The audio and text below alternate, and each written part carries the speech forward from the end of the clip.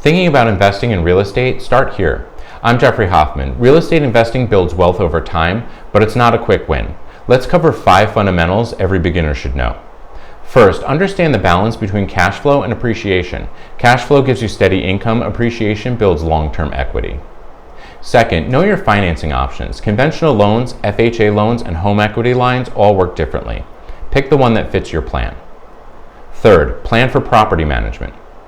You can manage yourself or hire help, but factor the cost and time either way. Fourth, account for taxes, insurance, and maintenance. These costs can change your profit picture fast. And fifth, have an exit strategy before you buy. Will you flip, rent long term, or trade up later through a 1031 exchange? Clarity up front keeps you focused. If you'd like to talk about investment opportunities here in the Hudson Valley, book a consult using the link below. And if you found this helpful, hit subscribe for more practical investing insight.